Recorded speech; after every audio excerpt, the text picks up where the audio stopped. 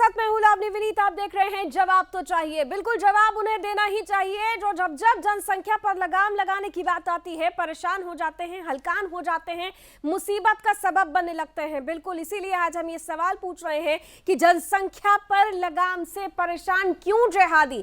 लगातार जनसंख्या विस्फोट के से होने वाली समस्याओं की तस्वीरें पूरा देश देख रहा है और इसीलिए बार बार कहा जा रहा है कि जनसंख्या नियंत्रण कानून ले आना चाहिए। जनसंख्या नियंत्रण कानून को लेकर बीते कई वर्षों से लगातार सुदर्शन न्यूज एक बड़ी मुहिम चला रहा है।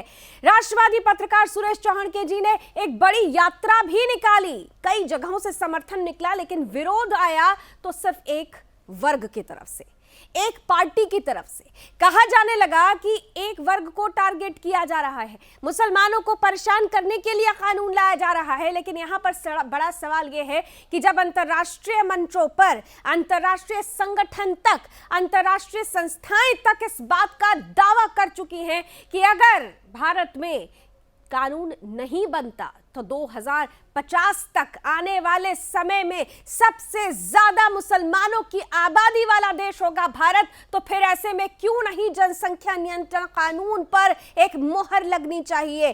क्यों एक राष्ट्रीय कानून नहीं धरातल पर उतरना चाहिए? ये तमाम सवाल आज एक बार फिर से गूंजेंगे इस मंच से और तमाम सवालों के जवाब देने के लिए हमारे साथ विशेष अतिथि का पैनल भी होगा। लेकिन सबसे पहले आपको हम वो बयान सुना देते हैं जो एक बार फिर से तब सामने आया जब असम के मुख्यमंत्री जनसंख्या नियंत्रण कानून को लेकर कड़ी दर कड़ी आगे बढ़ रहे हैं। और जब वो आगे बढ़े हैं, 150 मुस्लिम विद्वानों से बातचीत की गई है। कहा गया है कि वो विद्वान ये कह रहे हैं कि जनसंख्या नियंत्रण कानून की जरूरत है, लेकिन इसके उलट एक ऐसा वर्ग भी है मुसलमान विद्वानों का जो ये कहता है कि जनसंख्या नियंत्रण कानून आना मतलब मुसलमानों को परेशान करना।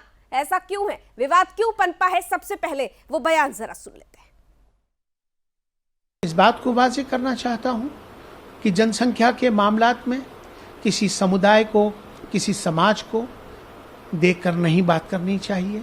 ये समस्या एक देश की समस्या है और देश की समस्या होने के नाते सबकी समस्या बनके हम सब मिलकर इस कानून को करेंगे।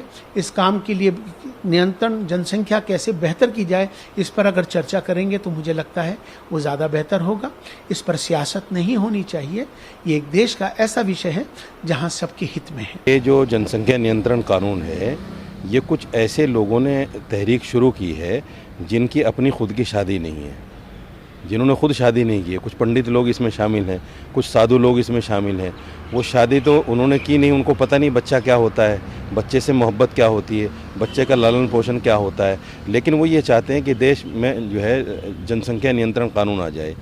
मैं मानता हूँ कि ठीक है, लेकिन हमारा जो बिलीव है, हमारा जो मानना है एज ए मुस्लिम, कुरान ये कहता है कि कोई भी बच्चा जब दुनिया में पैदा होता है तो उसकी रोज़ी रोटी ऊपर वाला पहले दुनिया में उतार देता है।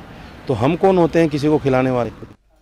सवाल आबादी का है तो फिर बवाल मजहबी क्यों हो रहा है? और सवाल यह भी कि जब आबादी नियंत्रण कानून बनेगा तो वो सबके लिए होगा, तो फिर एक मजहब को ऐसी परेशानी क्यों हो जाती है? वैसे कुछ राजनीतिक पार्टियां भी हैं जो वोट बैंक यानी तुष्टीकरण की राजनीति के लिए देखिए किस तरीके से पॉलिटिकल ऑब्स्टिकल बनने का काम करती है। कुछ पॉलिटिकल रिएक्शंस और फिर आज चर्चा की शुरुआत। तो मुख्यमंत्री जी का आग्रह था, आसाम में पॉपुलेशन का बढ़ोतरी जो आसाम का ही एक मुद्दा नहीं है, ये पूरा देश का मुद्दा है।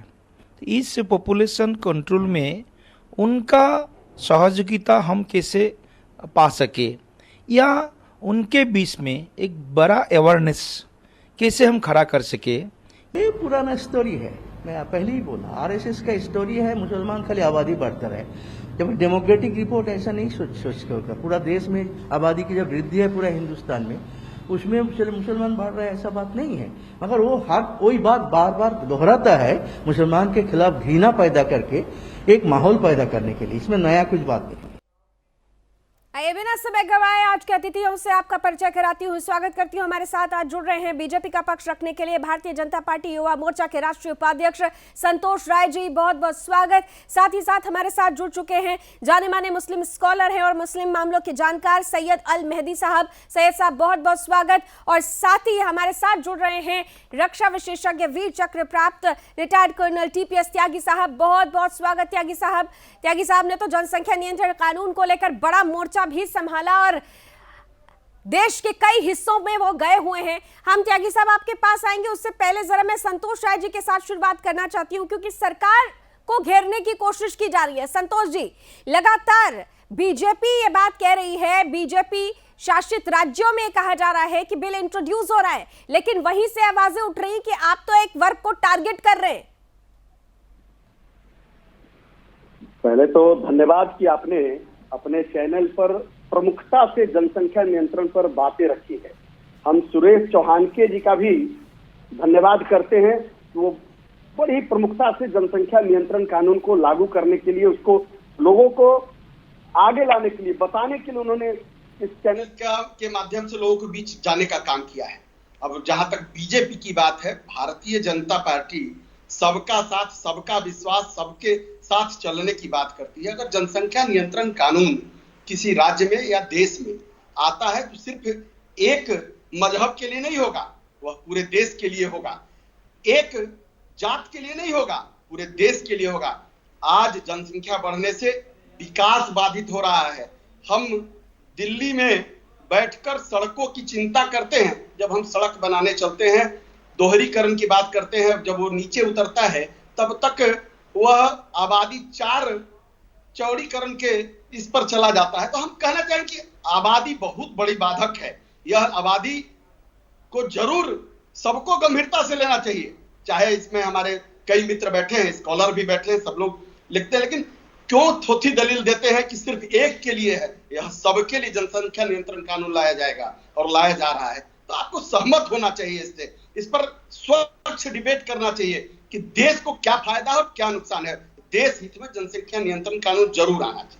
देश में जनसंख्या नियंत्रण कानून जरूर आना चाहिए। सैयद साहब, जनसंख्या नियंत्रण कानून किसी एक वर्ग या किसी एक मजहब के लिए नहीं आएगा, तो फिर इतना बवाल क्यों? नियंत्रण कानून अगर जो सबके लिए आ रहा है तो ये बहुत अच्छी बात है और इसमें कोई भी विरोध नहीं कर सकता। अगर जो कोई इसका विरोध कर भी रहा है तो वो उसकी अपनी पर्सनल राय हो सकती है, लेकिन वो मुसलमानों की तरफ से प्रतिनिधि तो नहीं है। अगर जो ये असम के मुख्यमंत्री जी ने ये कानून लागू किया है तो ये अच्छी बात है, लेकिन इसमें ऐतराज कहाँ से होता है? इसमें ऐतराज वहां से होता है जब वो किसी एक ही वर्ग से मिलते हैं। वो कानून ला रहे हैं तो किसी एक ही वर्ग को बुलाकर बात क्यों कर रहे हैं? सब वर्गों को बुला के, हर मजहब के, हर धर्म के लोगों को बुला के उनसे बात करनी चाहिए। लेकिन आबादी तो एक ही वर्ग की तरफ से ज्यादा बढ़ रही है ना। हम तो हमारे दो तो है नहीं, यहाँ तो हम 4 हमारे 40 वाला फॉर्मूला है। देखिए, आप बुरा मान जाएंगे लेकिन हकीकत ये, इसीलिए उनसे बात करनी पड़ती है। जो बात है उसमें बुरा कोई नहीं मान सकता, लेकिन ये कानून आपको ये मैं बताना चाहता हूँ कि ये कानून लागू होना चाहिए, लेकिन किसी एक वर्ग को टारगेट करके इसमें बयानबाजी नहीं होनी चाहिए। ठीक है, लेकिन बयानबाजी तो सैयद साहब आप भी लोगों की तरफ से होती है ना। कह दिया जाता है कि जनसंख्या नियंत्रण कानून मतलब मुसलमानों को टारगेट किया जा रहा है, उन्हें शिकार बनाया जा रहा है, एक वर्ग विशेष को शिकार बनाया जा रहा है। ये क्यों कहा जाता है? मुसलमानों के 150 बुद्धिजीवियों को बुला के मीटिंग करने की क्या जरूरत है? आप कानून बना रहे हैं, आप कानून बनाइए। आप जब एक ही वर्ग से बात करेंगे तो एक ही वर्ग जवाब देगा ना। ठीक है, संतोष राय जी से ये जवाब ले लेते हैं। संतोष जी, सुना आपने सैयद साहब क्या कह रहे हैं? जरा संतोष जी और सैयद साहब को आमने सामने ले आइए और फिर मैं त्यागी जी के पास जाऊंगी। सैयद साहब ने जो कहा हम सुन रहे थे, बड़ी आत्मीयता से सुना हमने, इनकी बातें हमें अच्छी लगी। सबके लिए आ रहा है और एक ही वर्ग से बात करने की बात ये कह रहे हैं मुख्यमंत्री जी का। एक ही वर्ग अवरोध भी पैदा कर रहा है। हम कहना चाहेंगे आपको मजबूती से कि एक ही वर्ग अवरोध पैदा कर रहा है, इसलिए एक ही वर्ग को बुलाकर समझाने का प्रयास किया जा रहा है। 150 दिन बुद्धिजीवियों से मुख्यमंत्री जी ने 150 रिस्पेक्टेड दिन माननीय मुख्यमंत्री जी ने 150 बुद्धिजीवियों से बात की है, उन सबने उनको साथ देने का वादा किया है या नहीं किया? आप ये बताइए। आज प्रदेश की जनता ने मैंडेट दिया है, देश की जनता ने, प्रदेश की जनता ने मैंडेट दिया है भारतीय जनता पार्टी को। आपको बुलाना पड़ रहा है, क्यों? क्योंकि आपको समझाना है, आपको बताना है कि इससे कोई आपका नुकसान व्यक्तिगत नहीं हो रहा है, प्रदेश का नुकसान हो रहा है अगर जनसंख्या नियंत्रण कानून नहीं आ रहा है। इसलिए आप साथ दीजिए, आपको बुलाया जा रहा है कि आप भी जाने कि उसमें क्या होने वाला है, लेकिन आप उसको ले रहे हैं कि एक ही वर्ग को बुलाया जा रहा है, बाकी वर्गों को तकलीफ नहीं है, इसलिए नहीं बुलाया जा रहा है। आपको समझाने का प्रयास किया जा रहा है, थोपा नहीं जा रहा, आपको समझाया जा रहा है, आपको बताया जा रहा है इस रास्ते पर आए, अपनी बात कहूं, प्रदेश की विकास के लिए आप आगे हैं।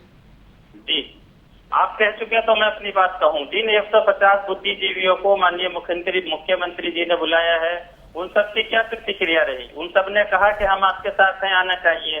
ठीक है, ये बात तो सभी वर्गों को बुला के करनी चाहिए।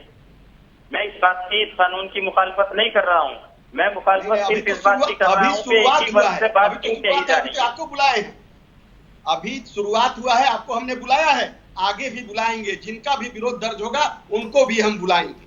150 लेकिन हम बुद्धिजीवियों को इसलिए बुलाए हैं कि वो समाज में जाते हैं, उनकी समाज में प्रतिष्ठा है, वो अपनी बात को रखेंगे, सरकार की मनसा को पहुंचाएंगे। दूसरे मज़ाहिब के लोग नहीं जाते क्या? दूसरे मज़ाहिब के लोग नहीं जाते अपने मानने वालों में? वो भी जाते हैं, उन्हें भी अपनी बात रखनी चाहिए। बुलाएंगे हम, एकदम शहर से हमारा खुला है, हम उनको भी बुलाएंगे। अपने 150 लोग बुद्धिजीवी मिले हैं, उन्होंने भी उनको साथ देने का वादा किया है। लेकिन मसला ये है, मैं आपको एक बात बता दूं संतोष जी, मैं खुद बीजेपी का कार्य करता हूं, 2001 से मैं बीजेपी का कार्य करता हूं और कुछ जिम्मेदारियां मेरे पास बीजेपी की तरफ से हैं। मैं आपको एक बात बता दूं, मैं इसकी मुखालफत नहीं करता। मुखालफत सिर्फ किस चीज की है? आप एक वर्ग से मिलकर बात ना करें, आप कानून बनाइए, आपको कौन मना कर रहा है? सबको लेके आइए, सबसे बात कीजिए आप। नहीं, हम एकदम कह रहे हैं कि अभी तो शुरुआत हमने किया है, अभी कानून बना कहाँ है? ठीक है, चलिए ठीक है, धीरे धीरे सैयद साहब धीरे धीरे आगे बढ़ते हैं। दो और मेहमान हैं, ठीक है, आपने अपनी बात रख ली, दो और मेहमान हैं, जरा उनके रिएक्शंस भी ले लेते हैं। मुद्दा नहीं है, जनसंख्या हिंदुस्तान का मुद्दा है। बिल्कुल आपने सही कहा, जनसंख्या हिंदुस्तान का मुद्दा है। अनुज यात्री जी भी हमारे साथ जुड़ चुके हैं, कांग्रेस से अपना पक्ष रखेंगे। बहुत बहुत स्वागत है अनुज जी आपका भी। लेकिन जीपीएस त्यागी साहब आपके पास आते हुए, हर कोई कहता है कि जनसंख्या देश का मुद्दा है, राष्ट्र का मुद्दा है, राष्ट्रीय स्तर पर बात होनी चाहिए। लेकिन अफसोस की बात है कि यहाँ जब जब बात शुरू होती है, जब जब कोई पहल होती है, उससे पहले ही सवाल उठने लगता है कि देखो भैया, एक वर्ग को टारगेट किया जा रहा है, देखो देखो यहाँ तो मुसलमानों को परेशान किया जा रहा है। ये बातें कहकर आखिर किस दिशा में ले जाने की कोशिश की जाती है?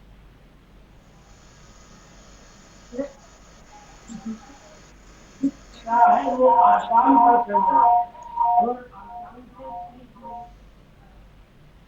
जीपीएस त्यागी साहब जी,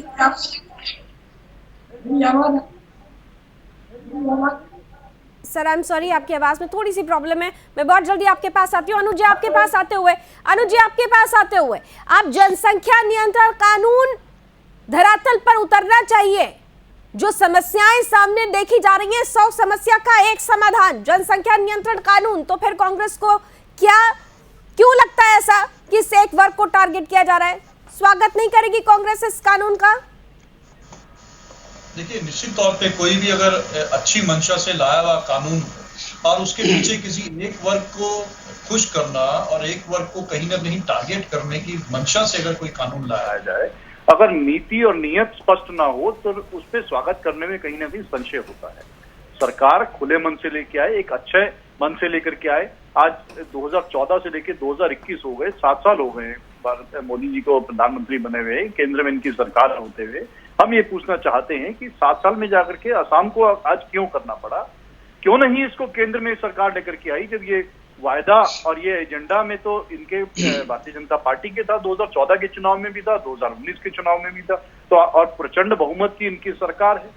किसने इनको रोका लाने के लिए? सर लेकिन अब तो देर आए, चलिए देर आए दुरुस्त आए ना। आप ये कह रहे हैं किसने रोका, ठीक है मैं मान लेती हूँ, लेकिन देर आए दुरुस्त आए ना, तब तो आप स्वागत करिए। फिर क्यों आप लोगों की तरफ से राशिद अलवी साहब ये क्यों कहते हैं कि ये तो एक वर्ग विशेष के खिलाफ है? देखिए लावनी जी, मैं आपको इस बात को बताऊं कि ये जो अलग अलग राज्यों में लाया हुआ कानून ला करके और भारतीय जनता पार्टी एक प्रदेश में ले आए, पूरे देश में उससे सनसनी फैला दें कि देखिए हम तो ले आए। क्या एक प्रदेश में लाने से जनसंख्या निरोधक कानून जो है ये प्रभावी हो सकेगा? तो क्या ये मैं मान लूं कि अगर सरकार कहती है हम राष्ट्रीय कानून बना रहे, कांग्रेस उनके साथ खड़ी होगी, फिर आप ये बातें नहीं कहेंगे? मुझे लगता है लावनी जी आपको काल्पनिक प्रश्न करने का बहुत आपकी बातों से ही बात निकाल रही हूँ सर। अच्छा लगता है। आप जो बातें कह रहे हैं, आप जो बातें कह रहे हैं, मैं उसी पर सवाल पूछ रही हूँ और उसका जवाब देने के लिए आप जो सवाल पूछ रहे हैं, अभी संतोष जी हमारे साथ हैं। लावनी जी, ये काल्पनिक प्रश्न आपके लिए, कांग्रेस पार्टी के लिए होते हैं, क्यों नहीं पूछा जाता है भारतीय जनता पार्टी? भारतीय जनता पार्टी से तो पहला ही सवाल मैंने यही किया था अनुज जी, आप थोड़ा लेट जुड़े थे, आप थोड़ा लेट जुड़े थे। मैं आपको बता देती हूँ कि पहला सवाल ही मैंने उनसे ही पूछा था और इसीलिए मैं आपसे पूछ रही हूँ कि अगर वो राष्ट्रीय कानून लेकर आते हैं तो क्या कांग्रेस इसका साथ देगी? सॉरी टू से लावनी जी, मैं सॉरी टू से, मैं ऐसे बीच बीच में नहीं बोल पाऊंगा। अच्छा ठीक है, कंटिन्यू करें सर। आप मुझे सारे सवाल एक बार ठीक है, कंटिन्यू करें सर। अगर सरकार राष्ट्रीय कानून लाती है, आप साथ देंगे? देखिए, सरकार को साथ की कहाँ आवश्यकता है? पहले तो क्या कांग्रेस के साथ के ऊपर निर्भर है? भारतीय जनता पार्टी स्पष्ट कर दे कि हम जब तक कांग्रेस का साथ और समर्थन नहीं मिलेगा, हम केंद्र में बिल नहीं ला सकते, हम संसद में बिल नहीं ला सकते, जहां जहां इनकी सरकार है वहां नहीं ला सकते। तो ये पहले भारतीय जनता पार्टी बोले कि कांग्रेस की मदद चाहिए, उसके बिना हम कानून नहीं ला सकते। जब ये नोटबंदी का कानून लेकर के आए थे, किसकी मदद मांगी थी? ये कृषि के कानून, काले कानून लेकर के आए, देश में लाके किसानों के ऊपर उन्होंने थोप दिए। कौन से कांग्रेस की इन्होंने मदद दी या कौन से कांग्रेस पार्टी से इन्होंने सलाह ली? जिन कानूनों के ऊपर इनको राजनीति करनी है, जिन कानूनों को लाकर के इनको जिंदा रखना चाहते हैं, खत्म नहीं करना चाहते समस्या को, ये चाहते हैं ये समस्याएं जिंदा रहें ताकि इनकी राजनीति चलती रहे। और प्रश्न पूछा जाए कांग्रेस से कि आप मदद करेंगे, आखिर क्या मदद की आवश्यकता है? पहले संतोष जी जवाब दीजिए, किस तरह की मदद की आवश्यकता है कांग्रेस की इनको? संतोष जी। जी लावनी जी, आपने सुना अनुज जी ने क्या कहा? अनुज जी तो कह रहे हैं कि अगर आपकी नीयत इतनी साफ है तो फिर राष्ट्रीय कानून ले आइए। चलिए अनुज जी आपके साथ है। अनुज जी 70 सालों से आपकी पार्टी है, हम तो 7 साल से। अनुज जी और संतोष जी को अपने सामने लेकर आइए। आपने ही कहा कि हम 7 साल से हैं।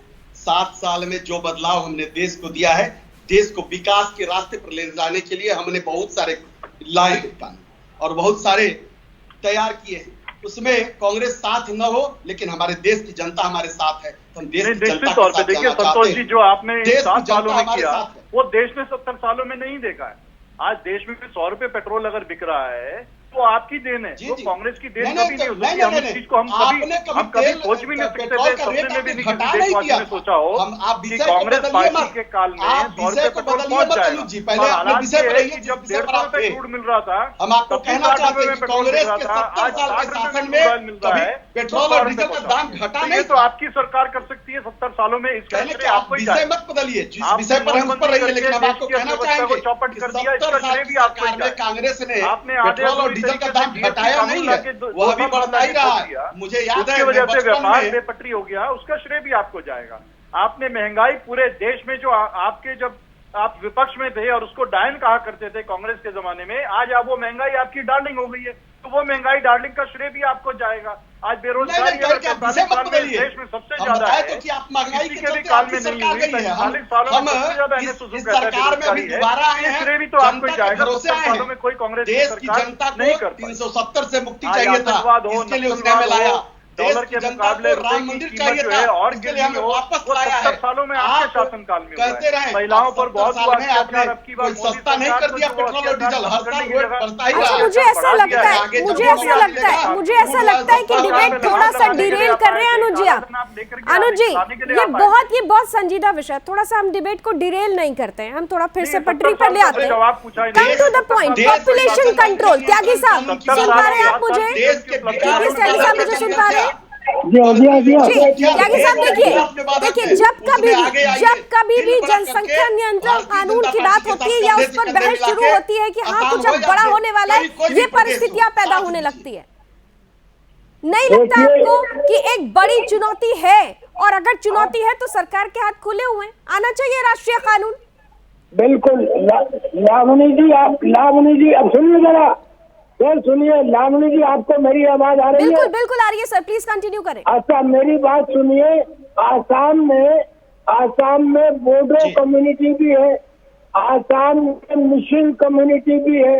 ये दोनों कम्युनिटी ने किसी एग्रीकल्चर लैंड के ऊपर, किसी टेम्पल के लैंड के ऊपर, किसी राज्य की जमीन के ऊपर कब्जा नहीं किया, एनक्रोचमेंट नहीं किया।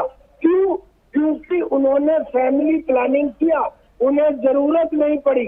और जबकि जो मुस्लिम है उनकी आबादी वहाँ 29% के रेट से बढ़ी और जो हिंदू हैं उनकी 10% से, लिहाजा उन्हें एनक्रोचमेंट करना पड़ा।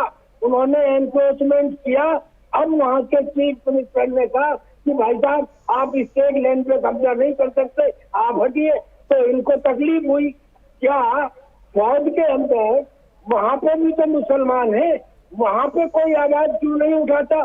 वहाँ पे अगर किसी का तीसरा बच्चा हो तो उसको ना तो एजुकेशनल कंसेशन, ना ही उसको मिलिट्री हॉस्पिटल में इलाज और ना ही रेलवे में कंसेशन, कुछ भी नहीं मिलता। ऐसे ही ये जो इन्होंने मोहम्मदन का बनाया है, ये एक ही वर्ग को क्यों बुलाते हैं? एक वर्ग को इसलिए बुलाते हैं कि उस वर्ग की जनसंख्या का बढ़ना देश की सुरक्षा से जुड़ जाता है।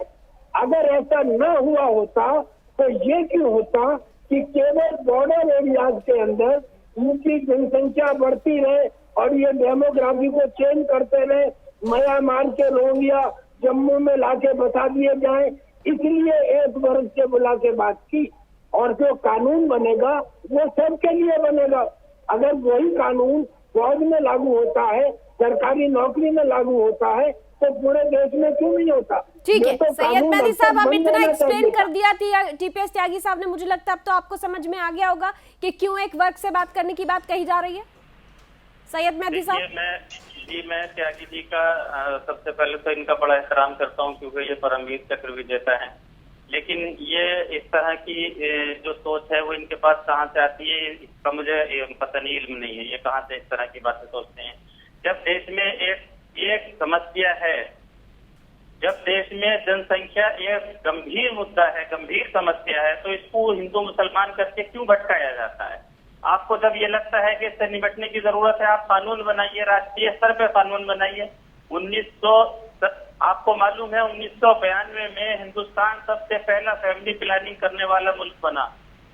1951 में सबसे पहले आधारिक तौर पर जनगणना हुई। 1992 में यह कानून बना। 1992 से लेके अभी तक 2.25 लाख करोड़ रुपए टैक्स पेयर के इस काम के ऊपर खर्च हो चुके हैं, लेकिन जनसंख्या आज भी निरंतर बढ़ रही है। ये सिर्फ मुसलमानों की नहीं बढ़ रही है। आप इसको हिंदू मुसलमान क्यों करते हैं? आप एक फौजी हैं, आप देश की बात कीजिए, आप जो है समस्या को निपटाने की बात कीजिए। त्यागी जी, अनुज यात्रे जी ने कह दिया, अनुज यात्रे जी कांग्रेस ही यह कानून सबसे पहले लेके आई थी, लेकिन आप जब विपक्ष में होते हैं तो गेंद दूसरे पाले में फेंक देते हैं। ये कानून 1992 में हाथी के द्वारा बनाया गया था। अनुज यात्रे जी, 1951 की जनगणना के बाद आपने क्या किया इसमें? आप कांग्रेस पार्टी, समाजवादी पार्टी, दूसरी पार्टियां सामने खड़ी हो जाती हैं, इल्जाम मुसलमानों के ऊपर आता है।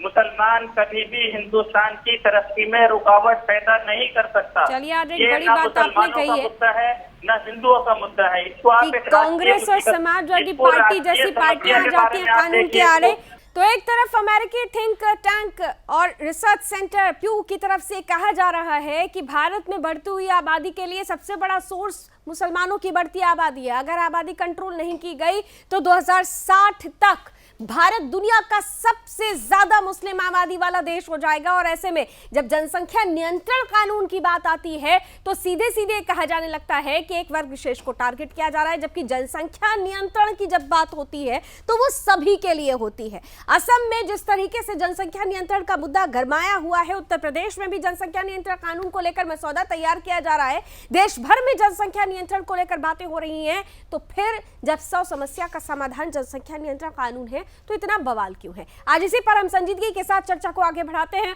और सीधे अनुज जी आपके पास आते हुए, आपने सुना सैयद अल मेहदी साहब ने ब्रेक से पहले क्या कहा कि रोड़ा आप लोग अटकाते हैं, नाम आ जाता है सैयद साहब जैसे लोगों का।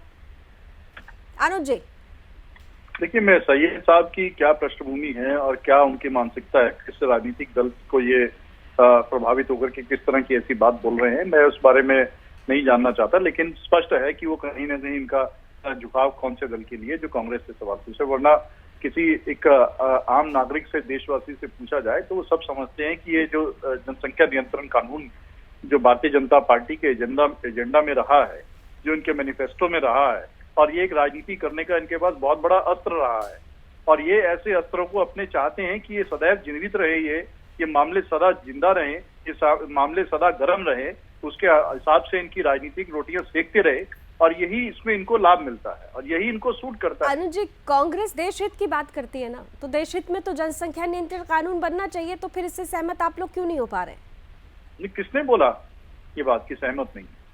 कहाँ कांग्रेस पार्टी की तरफ अगर से सहमत होते तो राशिद अल्वी साहब ये कहते ही नहीं कि एक वर्ग को टारगेट किया जा रहा है। अगर सहमत होते तो अभी आप इतनी देर से भाजपा और सैयद साहब को सवालों के घेरे में नहीं लेते, आप सीधे सीधे कहते कि राष्ट्रीय कानून लेकर आए सरकार, हम उनके साथ खड़े हैं, जैसा सवाल आपने पहले किया था। बहुत एक सीनियर एंकर हैं, सीनियर जर्नलिस्ट हैं, आप सब बातें समझते हैं, जानबूझ करके भी इस तरह की बातें करते हैं तो बहुत नहीं, जानबूझ के नहीं सर, जो दिख रहा है प्रत्यक्ष को प्रमाण की जरूरत नहीं होती, जो मैं सामने देख रही हूँ उससे उठाकर मैं आपसे सवाल पूछ रही हूँ। नवाब इकबाल महबूब जब ये कहते हैं कि मुसलमानों को शिकार बनाने का सबसे बड़ा कानून जनसंख्या नियंत्रण कानून, तो हाँ में हाँ मिला देते हैं आप लोग। अब बताइए, ये सब तो प्रमाण है ना सर? नहीं, मैं तो बहुत कुछ बताना चाहता हूँ, आप मुझे बताने दें तो मैं बताइए सर, बताइए। चलिए 20 सेकंड्स अनइंटरप्टेड मैंने आपको दिया, बताइए सर जल्दी से। 20 सेकंड। 30 सेकंड सर, बोलिए सर। बहुत धन्यवाद लावनी जी। मैं ये बोलना चाहता हूँ कि कांग्रेस पार्टी ने कभी भी इस तरह के मुद्दों के ऊपर राजनीति नहीं की है। जो देश हित में है, जो देश को विकास पहुंचाने वाले मुद्दे हैं, उन पे कांग्रेस ने काम किया है, और आज उसी के आधार पर 70 सालों का जो रोना रोते हैं, देश की जनता ने देख लिया है कि 70 और 60 साल में कहाँ विकास और कहाँ विनाश हुआ है, कि विनाश काले विपरीत बुद्धि, जो लोग नाच ना जाने आंगन टेढ़ा कर जो राग अलापते हैं, आज वही देश में हो रहा है कि नाचना जानते नहीं, खेल को बिगाड़ना जानते हैं, और ठीक रहा आप जैसे दूसरे लोगों पर फोड़ते हैं। हकीकत ये है कि खुद ने खेल बिगाड़ दिया, सारा देश को बिगाड़ दिया, देश को विनाश के रास्ते पर ला दिया है, आपने देश की अर्थव्यवस्था तबाह कर दी है, देश को बेरोजगारी के आलम पर डाल दिया है, देश को गरीबी की तरफ धकेल दिया आपने, देश को हिंदू मुसलमानों के झगड़े में धकेल करके रख दिया है। आज हमारा देश उसी में उलझ करके रह गया है। कांग्रेस की सरकार इससे पहले रही, उससे पहले और भी दलों की सरकार रही, कभी इस तरह का देश का माहौल खराब नहीं हुआ। देश ने हमेशा तरक्की की तरफ सोचा है। आज की तारीख में सरकार राष्ट्रीय कानून जनसंख्या पर लेकर आए तो कांग्रेस क्या करेगी, साथ देगी या नहीं? सीधा सीधा सवाल है सर। मैं जवाब देता हूं आपको। आपने बोला कांग्रेस ने विरोध किया, मैं अभी वही बात बोल रहा था कि आप एक वरिष्ठ आज की तारीख में राष्ट्रीय कानून बने तो क्या कांग्रेस साथ देगी? सर बहुत कम समय है, इसलिए मैं चाहूंगी बोलने दीजिए मुझे। आप नहीं, जितना समय सबको देते हैं, आप हमें बुलाते हैं, आपको सबसे ज्यादा समय दिया जा रहा है, इसीलिए क्योंकि हम सुनना चाह रहे हैं राष्ट्रीय कानून लेकर आए तो आप साथ देंगे या नहीं देंगे? हमें भी थोड़ा सा उसी रेशियो में समय दे दिया कीजिए। देखिए, आपने बार बार बोला कांग्रेस विरोध करती है, मुझे कांग्रेस पार्टी का ऑफिशियल एक भी स्टेटमेंट बता दीजिए। राशिद अल्वी साहब का नाम तो ले रही हूँ बार बार, दिग्विजय जी का नाम तो ले रही हूँ मैं बार बार, तो ये सब क्या कांग्रेस पार्टी के प्रतिनिधि नहीं है? राहुल गांधी खुद जब जनसंख्या नियंत्रण कानून को लेकर जब तमाम तरीके से उत्तर प्रदेश की बात आती है तो ये कहा जाए भाषण तो आप इतनी देर से दे रहे हैं क्योंकि आपको सत्य स्वीकार नहीं है, प्रत्यक्ष को प्रमाण की जरूरत होती है, प्रमाण सामने आपके पास उसका उत्तर नहीं है। मैं 10 बार कम से कम आपसे पूछ चुकी हूँ कि अगर राष्ट्रीय कानून बनता है कांग्रेस साथ देगी या नहीं देगी? आप इधर उधर की बातें कर रहे हैं, ये तय हो गया। इधर की बातें नहीं कर रहा हूँ, आप जबरदस्ती संतोष राय जी, संतोष राय जी, संतोष राय जी, आपको जो बात संतोष राय जी, चलिए अनुज जी को इस बात से परेशानी हो रही कि उनसे क्यों पूछा जा रहा है, यानी मान लेते हैं कि अनुज जी आज दे देते हैं साथ, कांग्रेस साथ दे रही है आपका, राष्ट्रीय कानून कब लेकर आ रहे हैं? पूछना चाहता हूँ कि अब देखिए आपका सवाल पूछ तो लिया सर, उनकी नियत में पहले स्पष्ट कीजिए। अब आप ही का सवाल तो पूछ रही हूँ मैं संतोष जी साहब, उनका जवाब दे लीजिए, सुन लीजिए। हमने तो शुरुआत कर दिया, शुरुआत अपने आप समर्थन देंगे नहीं, हमने उसकी शुरुआत कर दी है। आप पहले आसाम में हमें साथ दीजिए, हम देश में भी लागू करेंगे और देश में ऐसा कानून लाएंगे कि लोग विकास के लिए खुश होंगे कि जनसंख्या 7 साल में लाए नहीं। कुछ सुनिए भी। संतोष राय जी, ठीक है अनुज जी, आप ही की बात लेकर गई हूँ संतोष जी के पास, सुन लीजिए, आप ही का सवाल लेकर गई हूँ संतोष जी के पास। संतोष जी लाए नहीं है, वो लाना चाहते नहीं है, वो केंद्र में संतोष जी आप कानून लाना ही नहीं चाहते, लीजिए आरोप लग रहा है करके वो मुद्दे को खत्म करना चाहते हैं, पैदा करके रखना चाहते हैं। आज असम में कर रहे हैं, कल उत्तर प्रदेश करेंगे, परसों पूरे देश में लागू करेंगे। आप चिंतित ना हो, पहले आप हमें असम में साथ दीजिए, फिर कांग्रेस को हम कहना चाहेंगे आप उत्तर प्रदेश में साथ दीजिए, फिर देश में भी आपसे मांगेंगे। आप चिंता मत कीजिए, हम आपसे देश में भी मांगेंगे और विकास के लिए मांगेंगे, और जो लागू होगा सबके लिए होगा, यह नहीं होगा कि एक वर्ग के लिए होने जा रहा है, वह सब पर लागू होगा। क्यों नहीं लेके आए? जवाब दीजिए। अगर आसाम में आप लाना चाहते थे पिछले 5 साल आप क्यों सोए रहे? केंद्र में आप 7 नहीं, साल हम में सोए बैठे नहीं क्यों रहे नहीं लाए? हैं। हमने बहुत उत्तर सारा प्रदेश में परिवर्तन 5 साल किया हुआ है, क्यों नहीं वो लाए? अभी जरूरी आपकी है, डबल उस इंजन पर भी हम काम कर रहे हैं और लागू करके ही रहेंगे। मध्य प्रदेश यह में अभी गुजरात में हम कितने आपको सालों से भरोसा आप दिलाते हैं कि हम चल रही है? लागू करके रहेंगे, क्योंकि देश की जनता ने यह करने के लिए मुझे मैंडेट क्या दिया तमाशा बना है। रखा है? प्रदेश की जनता ने मुझे मैंडेट दिया है और करके रखी बना रखी है आप लोगों ने। टीपीएस त्यागी साहब, पॉलिटिकल विल बहुत जरूरी होती है ऐसे कानूनों के लिए। जी उद्देश्य और लक्ष्य जैसे एक सैनिक का होता है वैसे ही इस दिशा में होना चाहिए। जी, मैं तो एक छोटा आदमी हूँ, आम आदमी हूँ। मैं भी ये जानना चाहता हूँ कि कौन पार्टी साथ दे रही है जनसंख्या नियंत्रण का और कौन नहीं दे रही, ताकि एक आम वोटर की तरह से हम अपना दिमाग बना लें कि कौन देश के हित में है और कौन देश के अगेंस्ट। दूसरी बात, जो ये बात सैयद साहब की कुछ बात जो मुझे समझ में आई, वॉइस की प्रॉब्लम थी। सर मेरी एक बात सुनिए, किसी भी प्रबंधन का एक सिद्धांत होता है और वो सिद्धांत है कि इंसेंटिव और डिसइंसेंटिव साथ साथ चलते हैं। अगर गुनाह करने वाले को दंड दिया जाता है तो कानून मानने वाले को प्रोत्साहन भी किया जाता है। अब मैं सवाल पूछता हूँ कि जब हम हमारे सर सुनिए सर, जब सवाल आए हम दो हमारे दो का, उसे तो आप माने नहीं, उसे तो कहें अल्लाह की देन है। और जब सवाल आए फ्री चीजों को लेने का, जब सवाल आए राशन लेने का, अस्पताल में इलाज कराने का या गैस लेने का, तो आप सबसे आगे आ जाएं। तो ऐसा नहीं चलेगा। इंसेंटिव और डिसइंसेंटिव बराबर बैलेंस होके चलेंगे। जो कानून को मानेगा उसको गवर्नमेंट की फैसिलिटीज मिलेंगी, जो नहीं मानेगा उनको अब तक मिलती नहीं। लेकिन अब इनके ऊपर एक आम आदमी की राय बता रहा हूँ, इसके ऊपर लगाम लगनी चाहिए। जो ये एंकर पूछ रही है और जो पार्टी वाले पूछ रहे हैं उसे तो अलग छोड़िए, लेकिन आम आदमी अगर आप सड़क की बात पूछो तो सड़क की बात ये है कि अब हम लोग उनके लिए टैक्स नहीं देना चाहते जो 4 के 40 करके सरकार के ऊपर बोझ बने और इस धरती के ऊपर बोझ बने। अगर इस देश में रहना है तो वैसे रहो जैसे रशिया में या ऑस्ट्रेलिया में हो। रशिया में जब गए तो वहाँ के प्राइम मिनिस्टर ने साफ साफ कह दिया कि तुम्हें देश की जरूरत है, देश को तुम्हारी जरूरत नहीं है। अगर तुम्हें यहाँ रहना है तो देश के कानून को मान के रहना होगा। और उन्होंने ये भी कहा कि मैं फ्रांस और अमेरिका की तरह से खुदकशी करना नहीं चाहता। मैं ये नहीं चाहता कि तुम आओ और शरीयत कानून लागू करो।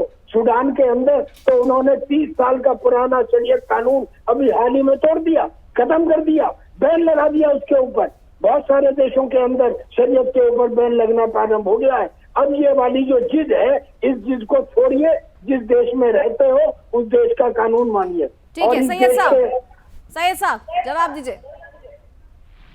जवाब देना है लवनी जी, पहले तो आप मुझे क्लियर करिए, क्योंकि मेरे ख्याल से त्यागी जी को तो किसी भी होस्ट की आवाज जा ही नहीं रही है। वो तो तय करके आते हैं उन्हें क्या कहना है, वो कह के अपना खामोश हो जाते हैं। उनको अभी यही समझ में नहीं आया कि डिबेट किस बात पे चल रही है, प्रोग्राम क्या चल रहा है। नहीं, उनको समझ में है, मुझे लगता है आपको नहीं समझ में आया। उन्होंने क्लियर कर दिया कि जनसंख्या नियंत्रण कानून क्यों जरूरी है, आपने सुना नहीं। वैसे आपको बता दूं कि जनसंख्या नियंत्रण कानून को लेकर उन्होंने धरातल पर काम किया है। पूरे देश में वो घूमे, वहां से उन्होंने रिपोर्ट्स कलेक्ट की और वो सामने रखी। कौन चाहता है कौन नहीं चाहता ये बहुत क्लियर है। और सैयद साहब देखिए, आप बहुत देर से कह रहे थे ना कि इंटेलेक्चुअल्स को क्यों बुलाया, 150 इंटेलेक्चुअल्स को ही क्यों बुलाया, सबको क्यों नहीं बुलाया। इसलिए नहीं बुलाया सर, चलिए इंटेलेक्चुअल्स ही तो आगे बढ़कर उन पसमानदा मुसलमानों तक पहुंचेंगे, वो जागरूक करेंगे। क्योंकि सवाल तो ये है कि यहाँ पर तो जो बड़े बड़े मौलाना है, माफ कीजिएगा आपको बुरा लग सकता है लेकिन हकीकत ये है, वो तो कहते हैं कि बच्चे अल्लाह की देन है। हम दो हमारे दो तो वो स्वीकारते ही नहीं है। हम दो हमारे दो तो वो स्वीकारते ही नहीं है। आप ये इसकी बात ही नहीं सुन रही हैं। आपने अनुज जी के साथ भी यही किया, आप मेरे साथ भी यही कर रही हैं। सैयद साहब मैं पॉइंट की बात कर रही हूँ, आप सच नहीं सुनना चाह रहे हैं। आप धीरज रखिएगा और बताइए। अच्छा चलिए बताइए। त्यागी जी ने क्या किया क्या नहीं किया, आप उन्होंने जो किया वो बहुत अच्छा किया। मैंने इससे पहले कहा था कि मैं उनकी रिस्पेक्ट करता हूँ, सिर्फ ये सुन के कि वो परमवीर चक्र विजेता है। ठीक है, कानून लागू आना चाहिए, इसकी हम डिमांड कर रहे हैं, हम खुद कह रहे हैं। लेकिन पिछले 1 वर्ष से क्यों कहा जाता है कि आप मानेंगे नहीं मानेंगे, ठीक है, वो भी हो गया, उसके लिए भी मैं पहले आपत्ति कहाँ से आती है? सैयद साहब, आपत्ति कहाँ से आती है? दोबारा से सैयद साहब, आपत्ति कहाँ से आती है? मैं समय खराब नहीं करना चाहता, ठीक है, दोबारा से बोलकर मैं समय खराब करना नहीं चाहता, ठीक है। आप कानून लाइए, हम मानने के लिए तैयार है। हमने कब कहा त्यागी जी क्यों कहते हैं कि कानून मानिएगा तो रहिएगा, नहीं तो नहीं रहिएगा। हिंदुस्तान मुसलमानों का नहीं है, यहीं से विवाद पैदा होता है। ये कौन होते हैं ये बात कहने वाले? त्यागी जी सुनिए हम तो आपने जब ये कहा कि आपने जब ये कहा कि आपने जब ये कहा मुल्क की है, आप इसको संजीदा होकर लीजिए, आप इसको किसी वर्ग पर इसको डिवाइड मत होने दीजिए, आप इसको जो है लफड़े में किसी भी पक्ष को आप डिवाइड मत होने दीजिए, बदनाम मत होने दीजिए। ये बहुत अच्छा मुद्दा है, इसको जारी रखिए, लेकिन ये कानून सभी के लिए बनेगा, ना कि सिर्फ मुसलमानों के लिए बनेगा। मुसलमानों को बुलाकर टारगेट किया जाता है। असम के मुख्यमंत्री तो खुद 6-7 भाई बहन हैं, वहाँ के स्पीकर 7 भाई हैं। जो हो गया वो हो गया, जो होने वाला है उसके खतरे को भाग ठीक है सर, जल्दी से जवाब दे दीजिए। बस मैं सिर्फ एक बात कहना चाह रहा हूँ, मैंने सुनिए सैयद साहब बड़े एहतराम के साथ में एक ही बात कहना चाहता हूँ। जब आप ये बार बार कहते हैं कि एक ही वर्ग को क्यों बुलाया गया, पहली बात तो ये कि उनको पहले बुलाया गया, औरों को बाद में बुला लिया जाएगा। दूसरी बात, उन्हें पहले क्यों बुलाया गया, इसका मैं जवाब ये देता हूं कि आसाम के अंदर और भी तो कम्युनिटीज हैं। आप बोडो कम्युनिटी से वाकिफ होंगे, आप मिसिंग कम्युनिटी से वाकिफ होंगे। इन दोनों कम्युनिटी ने आसाम के अंदर एक भी जगह स्टेट की जमीन पर कब्जा नहीं किया। जब उसकी तहकीकात की गई तो पता चला कि कब्जा इसलिए नहीं किया क्योंकि उन्होंने फैमिली प्लानिंग का इस्तेमाल किया और उन्हें आवश्यकता ही नहीं पड़ी कब्जा करने की। और जगह स्टेट जो जब या तो आप जनसंख्या नियंत्रण कानून सिर्फ जमीन पे कब्जे के लिए ला रहे हैं, आप कैसी बातें कर रही हैं? फिर वही बात, जमीन पे कब्जा। सैयद साहब, जब आबादी बढ़ेगी, जरूरत बढ़ेगी तो ऐसी ही तस्वीरें सामने आएगी। चलिए, समय की कुछ सीमाएं हैं, थोड़ी सी ऑडियो प्रॉब्लम भी है, समय की कुछ सीमाएं हैं, लेकिन इतना जरूर है, ठीक है, लेकिन इतना जरूर है, ठीक है। चलिए, समय की सीमाएं में ये चर्चा यही खत्म करनी होगी, लेकिन इतना जरूर है कि बात निकली है तो दूर तलक जानी चाहिए।